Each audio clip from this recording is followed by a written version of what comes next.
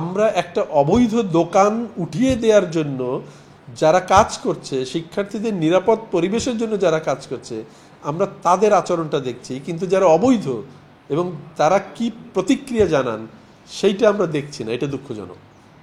আমরা একটা অবৈধ স্থাপনা তৈরি করে যারা আছেন তাদেরকে প্রকারান্তরে ক্লেমেন্সি দিচ্ছি।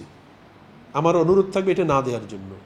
ইয়েস, আমি অনেকের সাথে একমত যে তাদের রুটি রুজি দেখার প্রয়োজন আছে, কিন্তু সেটা রাষ্ট্র দেখবে, ঢাকা বিশ্ব এটা দেখবে না। আমার শিক্ষার্থী অনিরাপদ করে আমি দেখব না, আমার কর্মকর্তা শিক্ষককে অনিরাপদ করে আমি এটা দেখব না।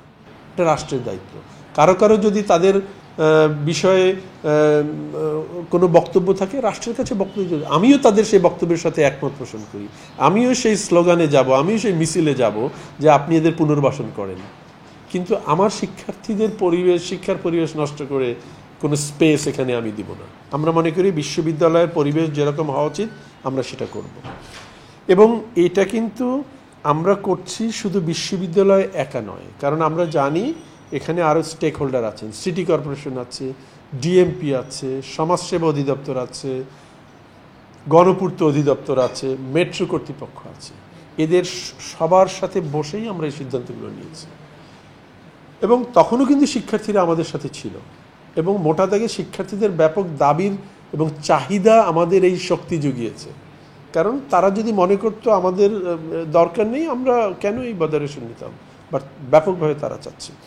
এবং সাম্প্রতিক সময় যেটা হয়েছে যে আমরা বিভিন্ন জাতীয় এবং ধর্মীয় কারণে আমরা কিছুদিন শিথিল দিয়েছি, কারণ আমরা রোজা ছিল, 21শে ফেব্রুয়ারি ছিল, পূজা ছিল, শিথিল দিতে হয়েছে। কিন্তু আবার আমরা এই এন্ট্রি রেস্ট্রিকশন করেছি। সাথে সাথে আমাদের জন্য এখন বড় সমস্যা হয়েছে মেট্রো স্টেশনের নিচের যে ফুটপাথটা। আমাদের ক্যাম্পাসের অন্যান্য জায়গায় মোটামুটি একটা সুস্থ সুন্দর পরিবেশে ফিরে আসছে। মেট্রো স্টেশনের নিচে আমার শিক্ষক, কর্মকর্তা, শিক্ষার্থী বহুদিন ধরে বলে আসছে ওখান থেকে গাড়ি পাস করতে পারে না, এবং ওখানে ব্যাপকভাবে ভাসমান দোকানপাট বসে আছে।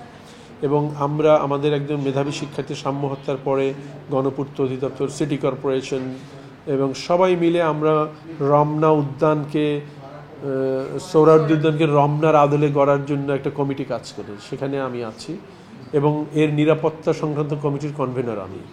কাজেই আমার প্রক্টর অফিস যেটা করছে সেটা রাষ্ট্রীয় ম্যান্ডেট আছে, এবং এখানে আমার স্টেট অফিস জড়িত আছে এবং সরকারের অনেকগুলো প্রতিষ্ঠান জড়িত আছে। এখন প্রশ্ন হলো যে প্রশাসন তো পারত, ডাকসু কেন আসলো? আমাদের এটা মনে রাখতে হবে, ডাকসু হলো 73 অধ্যাদেশ দ্বারা স্বীকৃত একটি statutory body. They are not apart from administration, they are part of administration. ডাকসুর প্রতিনিধিরা সিন্ডিকেট সদস্য থাকেন 5 জন। সো আমাদের দীর্ঘদিন ডাকসু না থাকার কারণে বা থেমে থেমে থাকার কারণে কিংবা ডাকসুর একটি রাজনৈতিক চেহারা থাকার কারণে আমরা মনে করি ডাকসু বোধহয় শুধু ছাত্রদের একটি সংগঠন। ডাকসু প্রশাসনের আইনগত ভিত্তি দ্বারা গঠিত একটি প্রতিষ্ঠান, 73 অধ্যাদেশ দ্বারা স্বীকৃত একটি প্রতিষ্ঠান। কাজেই ডাকসু আর প্রশাসন আসলে একই জিনিস। এটা আমাদের অনেকের হয়তো বুঝতে একটু অসুবিধা হয়, কারণ চর্চা না থাকার কারণে। এখন ইয়েস, আপনার সাথে আমি একমত, হয়তো আচরণগত ব্যাপারে কারো কোনো দ্বিমত থাকতে পারে, আমি আপনার সাথে একমত। এবং আমরা মনে করি যে এখানে যারা ভাসমান আছে দোকান, তাদেরও জীবিকার প্রশ্ন আসে, তাদেরও রুটি রুজির বিষয় আছে, এবং সেটা ঢাকা বিশ্ববিদ্যালয় এটা দেখার জন্য ম্যান্ডেটেড না, এবং ঢাকা বিশ্ববিদ্যালয় এটা দেখা সম্ভবও না। আমরা তাদের এখানে সরিয়ে দিব, তাদেরকে এখানে স্থাপনা বা কাজ না করার জন্য আমরা অনুরোধ করব। আমরা করি, মাইকিং করি, আমরা চেষ্টা করি সবসময় সুষ্ঠু স্বাভাবিকভাবে সরিয়ে দিতে, কিন্তু এটা সবসময় সম্ভব হয় না। আমাদের এই জন্য সিটি কর্পোরেশনকে ট্রাক আনতে হয়, সিটি কর্পোরেশন ম্যাজিস্ট্রেট থাকতে হয়, তাদেরকে জরিমানা করতে হয়, সিটি কর্পোরেশনের লোক দ্বারা তাদের ওইগুলো তুলে নিয়ে যেতে হয়, ঠিক আছে? এবং এই প্রক্রিয়ায় আমাদের শিক্ষার্থীরা যখন অংশগ্রহণ করেন, বিশেষ করে যারা ডাকসুর সদস্য আছেন, অতি সাম্প্রতিক সময়ে যারা অংশগ্রহণ করছেন, তারা এই প্রক্রিয়া অংশগ্রহণ করেন। কিন্তু আমরা যারা তাদের আচরণটা দেখি, একই সাথে যদি আমরা এখানে যে ভ্রাম্যমাণ দোকান আছে এই উচ্ছেদ চলাকালে তাদের আচরণটাও আমি দেখার জন্য অনুরোধ